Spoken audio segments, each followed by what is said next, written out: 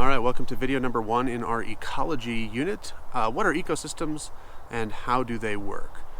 This is our largest unit of the year. It'll last us through this entire semester, and we're going to be doing a lot of work both inside and outside, on campus and off campus. So make sure you are following these lectures closely. A couple of ground rules first, some things you should be aware of as you move through these lectures and watch these videos and participate in class.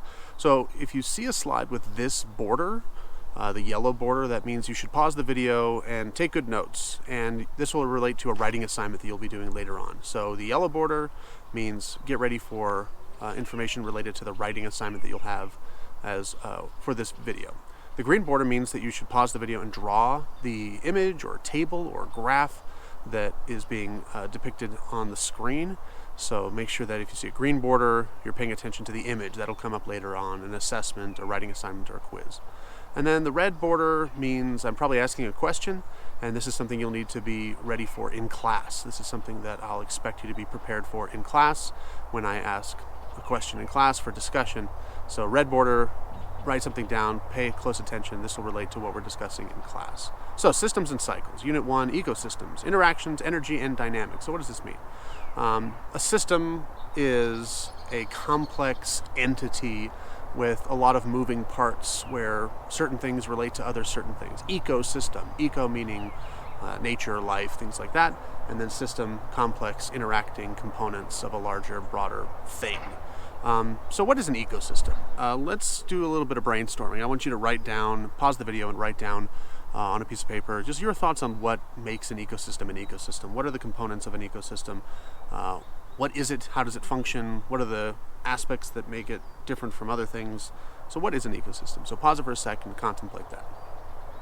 All right, so let me go ahead and explain to you what an ecosystem is by reading you a definition. So an ecosystem is a geographic area where plants, animals, and other organisms, as well as weather and landscape, work together to form a bubble of life. Now there's some very key components here. So geographic relates to space, relates to place, relates to the distance from one thing to another, its location on Earth, things like that. So this is where plants, animals, and other organisms, so living things, interact with non-living things like weather, water, landscape, elevation, things like that. So ecosystems contain biotic or living parts, as well as abiotic factors or non-living parts. Biotic factors include plants, animals, and other organisms. Abiotic factors include rocks, temperature, precipitation or rain or snow, and humidity. Also elevation. So those are all key components of what an ecosystem is. It's all the living and non-living things in a given area that work together to form that bubble of life as it discusses. So next slide. All right, here's a concept you should be aware of, the idea of carrying capacity. So ecosystems have what's known as a carrying capacity, how much life it can hold or it can contain. This is pretty important. It's a limit on the number of organisms and populations that a given ecosystem can support. And it's usually determined by those non-living factors within an ecosystem.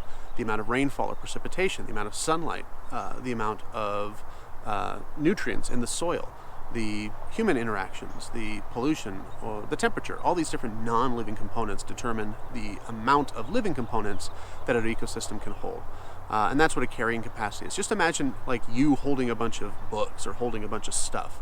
You can only hold so much, and ecosystems can only hold so much as well. What you're able to hold is based on your arm span, your strength, things like that, how coordinated you are. And if you add too much, everything collapses. And the same thing goes for an ecosystem. If there's too much stress, too much pressure, not enough water, too many cold days, too many hot days, then the ecosystem begins to collapse under that pressure, and it exceeds or goes beyond its carrying capacity. The next slide has a yellow background. Remember, the yellow background relates to things you should be taking notes on. You'll be expected to write about this later on. So take good notes on this yellow background.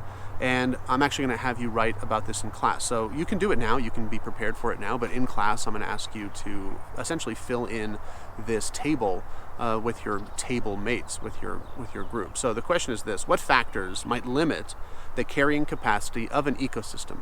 So think about 2 biotic, living, and 2 abiotic or non-living things that might limit the number of organisms in a particular ecosystem. So what living things and non-living things might impact the carrying capacity of an ecosystem? Think about non-living and living things that might impact the amount of life that an ecosystem can contain. So we'll do this in class, but I encourage you to pause the video and do it now as well. So interdependent relationships in ecosystems. So how do different relationships relate to one another? How does one organism interact with and benefit from another organism or a non-living component? So as it says here, these limits result from such factors as the availability of living or biotic and non-living abiotic resources, and from such challenges such as predation, competition, and disease. So not only is the availability of food a component in determining the carrying capacity of an ecosystem, but also your ability to survive as an organism. So let's look at this a little bit. So we talked about biotic and abiotic, what those mean, and I want you to think about how they relate to what an ecosystem is. But we also have to think about the idea of resources and challenges. So resources, a rabbit's ability to get food, but also a rabbit's ability to avoid being food. That's what we talked about here with predation. Competition is how a rabbit maybe competes with another rabbit to access food. And then disease. Does one rabbit get sick and die and another rabbit survives? So all of these things relate to the carrying capacity of an ecosystem. Predators, competition within your species, and how disease might impact a given population of a certain species. So we have a graph here, an image. You don't have to worry about too much about this, but this you might want to look at. This is a typical year in a typical ecosystem and how populations might fluctuate throughout the year, where as you exit winter and move into spring and summer, spring is typically when organisms give birth, have babies, reproduce, but not all of those offspring are going to survive. Those pressures, those challenges like predation, competition, and disease are going to impact the population of that ecosystem, of those species. And then we'll enter back into winter and things sort of stabilize again. Those that were strongest and able to survive disease and predators and get enough food and outcompete their competitors live on to reproduce in the following year. Next, we're still on interdependent relationships in ecosystems. So next we have organisms would have the capacity to produce populations of great size were it not for the fact that environments and resources are finite, which means they are not infinite. There is a certain limit to the number of resources available in an ecosystem. And if you have ample resources, you can have ample species. You can have a lot of individuals within a specific species. But resources are not infinite. So the amount of food determines the amount of things that eat that food. The amount of predators determines the amount of prey.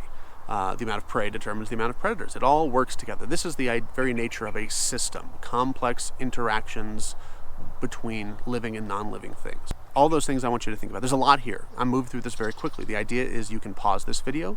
You can go back and watch it as many times as you want. If I were to lecture in class on this, you would have one chance, pretty much. That might be difficult for some people. So I encourage you to use this video as a resource for you.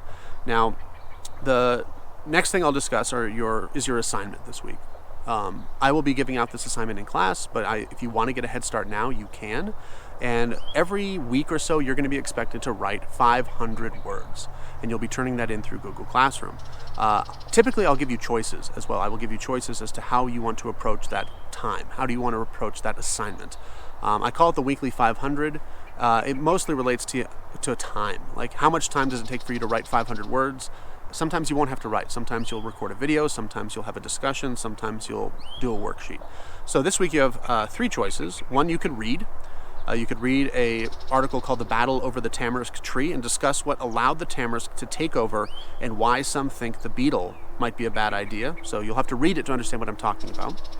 Number 2 is explore the outdoors or look outside and discuss biotic, abiotic, limiting factors and why the space you are looking at is an ecosystem. And then number 3 is watch the linked video, Sky Island, New Mexico's Jemez Mountains, and discuss how limiting factors might influence the future of the mountain. So you have 3 choices here. Every week you should have a number of choices. Very often you'll have a read option, an explore option, and a watch option. I want to, encourage you to try different things when you're working on my material. But then there's also a bonus here, a bonus opportunity. So one thing you could do if you want, you could read The Tamarisk Hunter, which is a short piece of climate fiction, and reflect on this possible future. So with these weekly 500s, it's a good way to make up old work as well. So you'll have weekly 500s into the future, pretty much every week. And if, let's say, you were not to do one this week, you could do 2 next week and replace that 0. And I encourage you to think about doing multiple this week. If there are 2 on here that you like, that seem interesting to you, then do 2 of them and have one in the bank for yourself, potentially for next week. But otherwise, that is our discussion of ecosystem dynamics and the sort of fundamental components of what makes an ecosystem an ecosystem. I encourage you to watch the video again, ask questions in class, do additional research, look at the linked videos that I send out through this video here, and explore.